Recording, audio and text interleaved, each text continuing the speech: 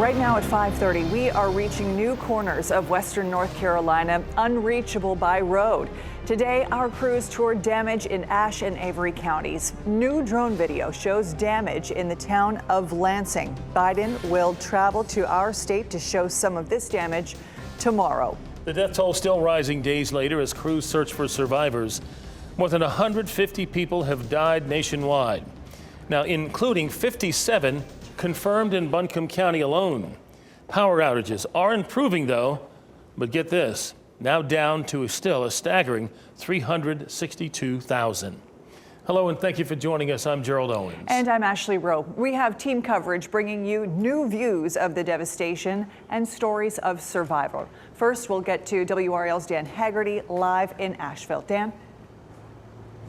Ashley, the people here are tired. It has been a long couple of days, of course, still dealing in communities without electricity, no plumbing, no water. And in some cases, these are communities that are very difficult, if not borderline impossible to get to. Today, WRAL's Chris Michaels was in those communities, not just by foot, having to use ATVs to get back in areas where vehicles like a car or a truck just cannot travel. Chris, you were there today as folks were giving out supplies, realizing how difficult that sort of task actually is.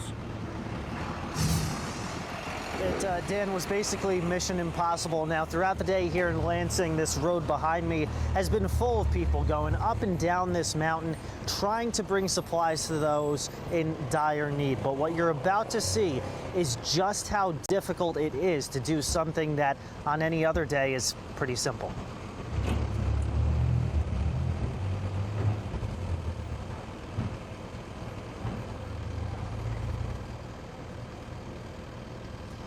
All right, guys, well, we'll get to that story here in just a little bit, but when we went up, we envisioned getting the chance to help these people in need and actually couldn't get up there. There were folks who were having to hike and go on horseback just to get to people who haven't seen another human being in 5 days. And just had a family come up to me and say that they had to hike to deliver just basic necessities. And they showed me some of the pictures that they saw.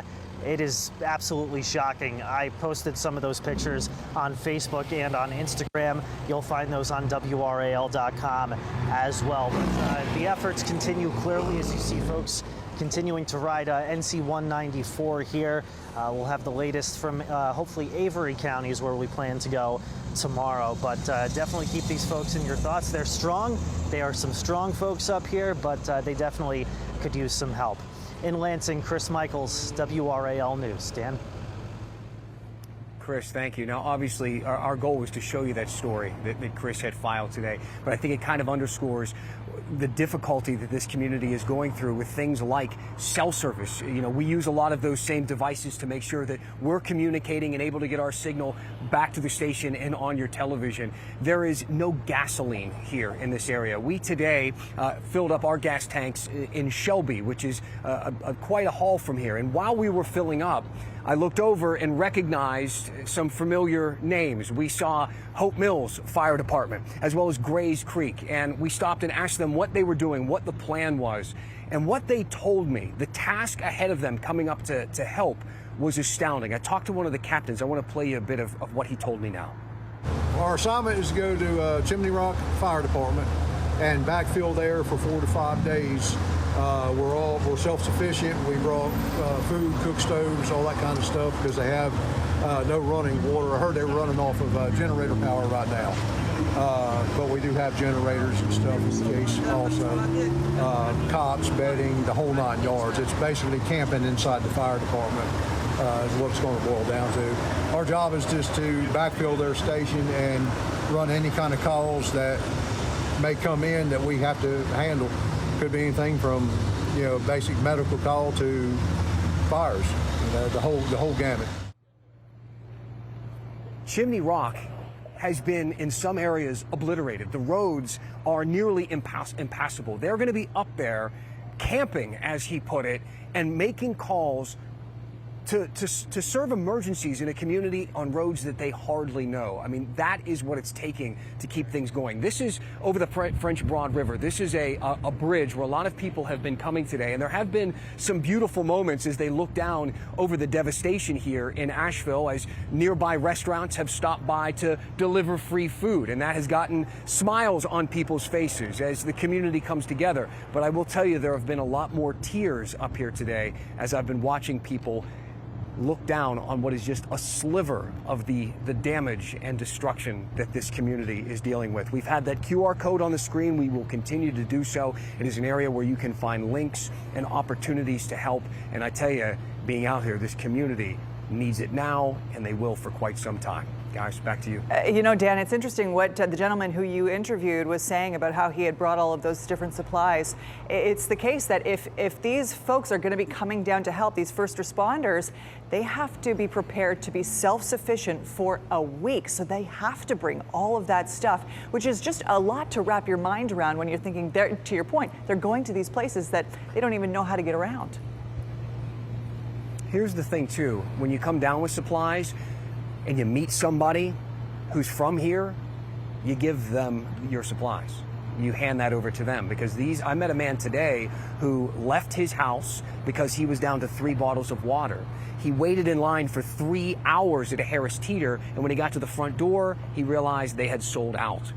So this community needs the most basic necessities: infrastructure, electricity, plumbing, drinking water. That is where we are now, a few days into this disaster. Wow. All right. Thank you, Dan, for your reporting. President Biden will be in Raleigh tomorrow. The president will be in Raleigh. He's going to visit the Emergency Operations Center to meet with local officials and first responders. Afterwards, he'll travel to Asheville, where he will take an aerial tour of the damage.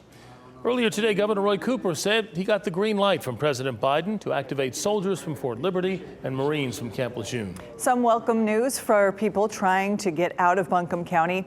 I-40 East heading out of the county is open again. This is new video from the state with a drone up above showing mud covering the road. They're starting to clear it now. This morning, the DOT said I-40 East coming from Asheville toward Hickory is now open. As for the westbound lanes, they are set to open soon. The goal was today. We'll keep an eye on that for you.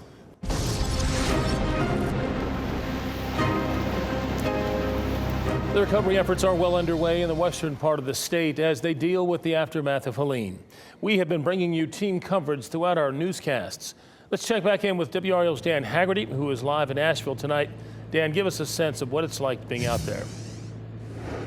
Well, the core of this community, the people who live and work here, obviously have been completely rocked by this. And while many of them are trying to put together their personal pieces, we have seen some outstanding outreach and selflessness in this community. I'm joined by 2 business leaders here.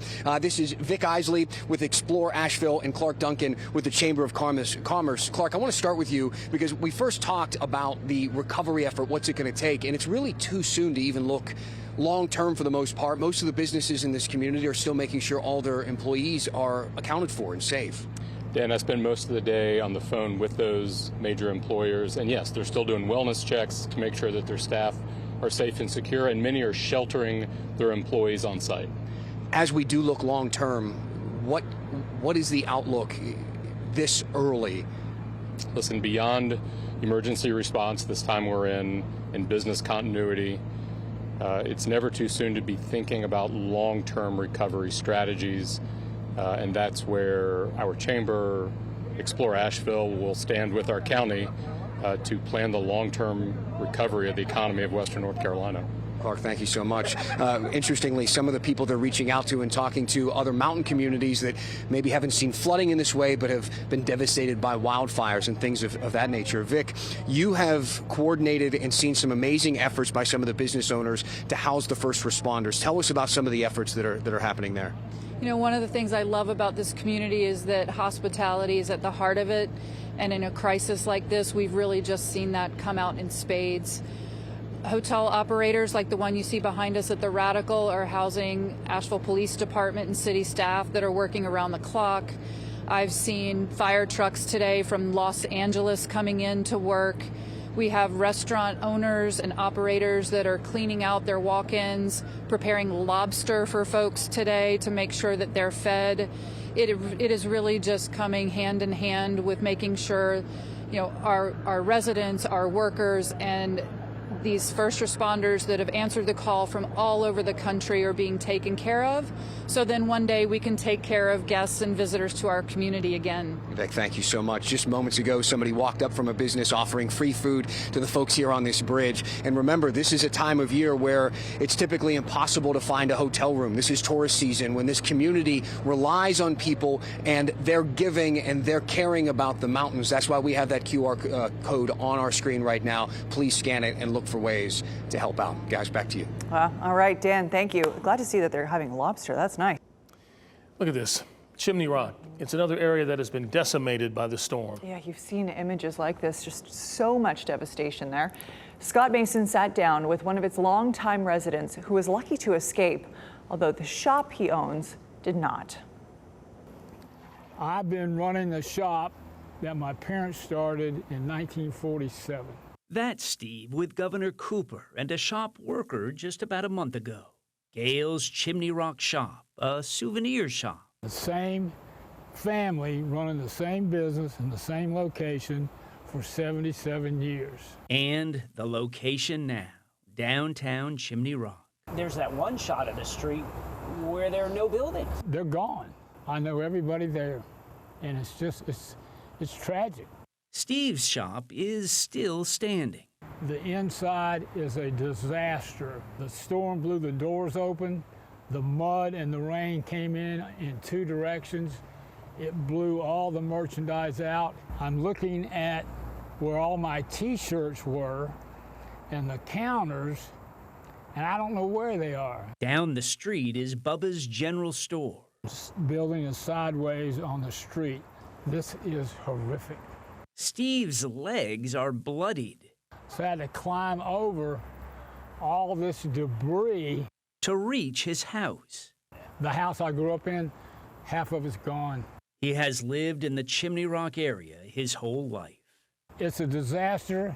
It's over with. We got to clean up, but you know what? You can't dwell on it. I got to get moving. So I'm moving forward. Wow, just so much trauma, but an amazing perspective that he has. Steve Gale was helicoptered out of Chimney Rock. That interview took place in Chapel Hill. He's now trying to make his way back to salvage what he can. The Johnston County community is coming together to help Western North Carolina. A drive-through donation line is open at the sheriff's office in Smithfield. They're collecting things like food, water, baby items, cleaning supplies, and other household items. You can see the site's busy. Cash and check donations are also welcomed. This will be open through Friday at 5 p.m. And if you're wondering how else you can help, scan the QR code on your screen right now. We've compiled a list of information and resources on our website. Again, that's the QR code on your screen there. You can scan that. If you don't have your phone handy right now, you're not able to snap a photo of that, just go to WRAL.com and search help. Thanks for joining us here at 5:30. Don't go anywhere. WRAL News at 6 is just ahead.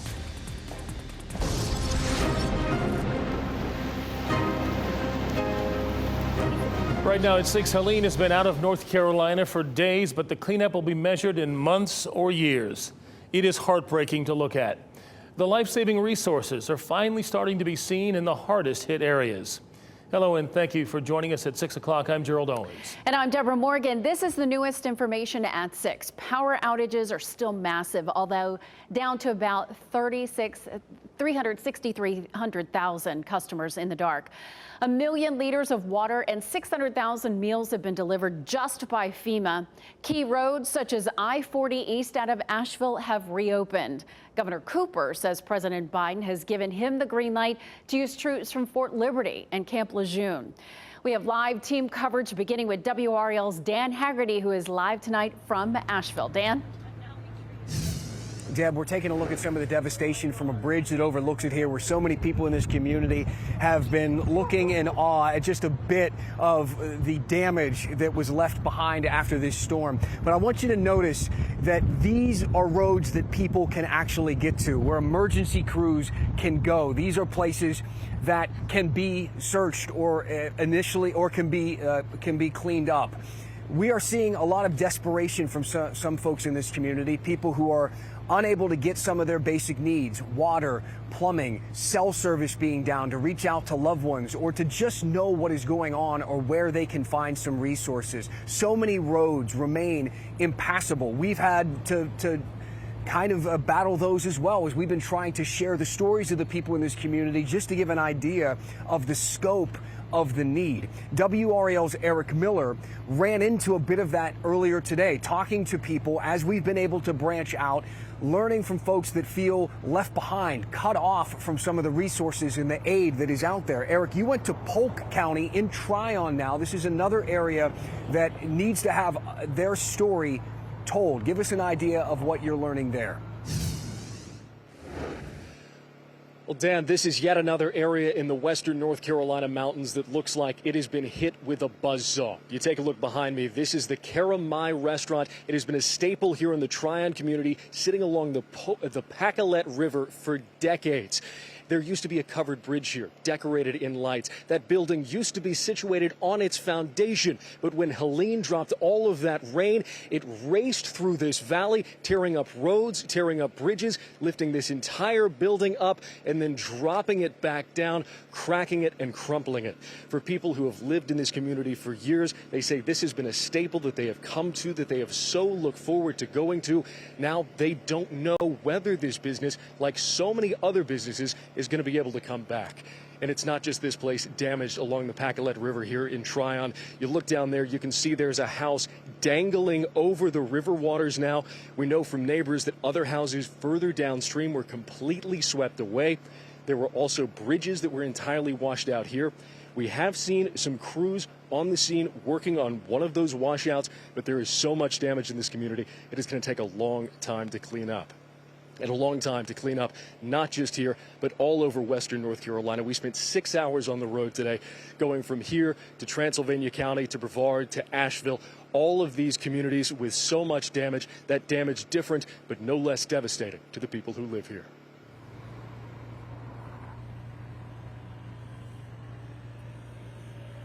Eric, thank you. And the infrastructure is such a key part of this for so many reasons, to get people aid, to make sure that emergency crews can continue to make it into different communities. And as we kind of scale back a little bit and look at the broader picture of all of it, we have to consider voting that is coming up in just a few weeks for the governor, for the president, for so many important elections happening, and what that is going to mean for the state of North Carolina and some of these really hard-hit areas. WRAL's Laura Leslie has been trying to get some new information about Helene's impact on what will happen with voting here. Laura.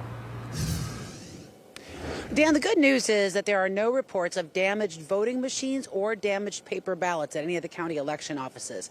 However, more than 37,000 absentee ballots have already been sent out in the mail in the 25 counties that were affected. Some of those may be lost in the disaster. Also, we're hearing that there's a possibility that early in-person voting may need to be delayed in some counties. This isn't the first time North Carolina has been hit by a storm close to an election. Hurricane Matthew hit on October 8th, 2016. State Elections Director Karen Brinson Bell said that election still happened on time, and this one will too. We've battled through hurricanes and tropical storms and still held safe and secure elections. And we will do everything in our power to do so again. But the challenges Helene poses are immense. early and election day voting sites may have been flooded or damaged by mudslides or fallen trees, or may not be accessible due to washed out roads. Bell said it's still their intent to begin early voting in all 100 counties October 17th. So we'll be working with them to determine if they can open all the sites that they had planned to. If we need to help them in relocating those facilities, that might change the circumstances. But it's really just too soon to know. Some absentee ballots were already in the postal system when the storm hit. They may have been lost in the floods, or they may not be able to be delivered if a residence was destroyed or a voter has relocated. Bell said the ID system the state uses to track each mail-in ballot through the Postal Service should help to locate it if it becomes lost in transit. We also can certainly accept new requests from the voters if they're uncertain the status, and we would indicate in our system that that initially sent ballot is considered spoiled or canceled, and the new ballot would be issued.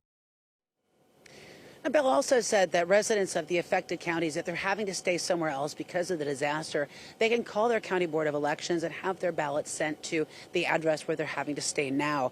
She said state law also allows for an exception to the state's photo voter ID law for people who are living in an area that was affected by a natural disaster. A federally declared, natural disaster.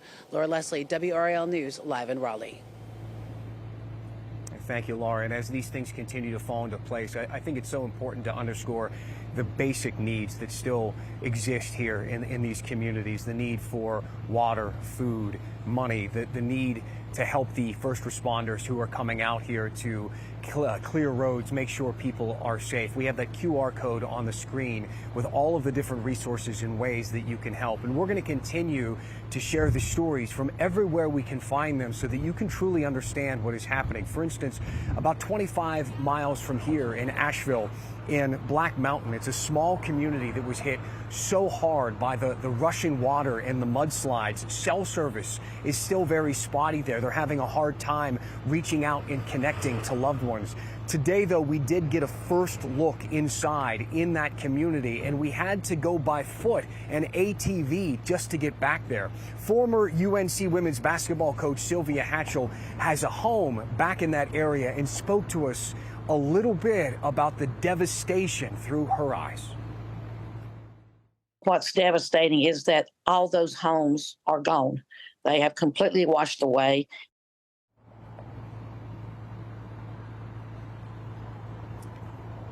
She says that the famous blueberry bushes that are near her home there, a place where she invites people every year to come and pick blueberries and donate to the UNC Cancer Center, a place that has been near and dear to so many people's hearts, raised money for cancer treatment over the years, has been washed away. We do want to talk about some of the improvements that have been made, some of the major thoroughfares that they're starting to gain ground and find ways to reopen lanes. WRAL's Brian Schrader joining us now in the Live Center with a few of those updates as we talk about how people can get around these areas. Brian. Dan, the best news is that a section of I-40 just east of Asheville has seen some big improvements. That big mudslide that covered the interstate around Old Fort Mountain has been cleared, and 40 eastbound is now open for any traffic for people trying to leave Asheville to evacuate that city. And on the westbound side, lanes are open, but still it is restricted only to emergency vehicles. And indeed, if you go to the drivenc.gov website, that entire section of western North Carolina you see here in red is labeled "Do Not Travel" because the conditions are so dangerous. And we're getting some brand new pictures from DOT of some of that damage. This is 176 at Camp Creek Road in Henderson County. You can see that landslide there, a huge mess to clear up on that road. In Black Mountain, NC9 there in Buncombe County, extensive damage to the infrastructure. And this is Blue Ridge Road in Black Mountain in Buncombe County. Roads that are gone, bridges that are gone, and you're talking about hundreds of roads in western North Carolina. It is a cleanup operation and a rebuilding operation that will last into next year. Brian, thank you. And it's one that the entire state of North Carolina and beyond has to pull together to help these places to rebuild and feel seen in this struggle that they're going through right now. Continue to access that QR code on your screen, and we will keep telling these stories from across North Carolina and, of course, here in the mountains. Guys. Yeah, there is an army of people out in western North Carolina. First responders, volunteers, helping these folks recover. They're going to need every one of them. No doubt. Thanks, Dan. Dan Haggerty, live in Asheville.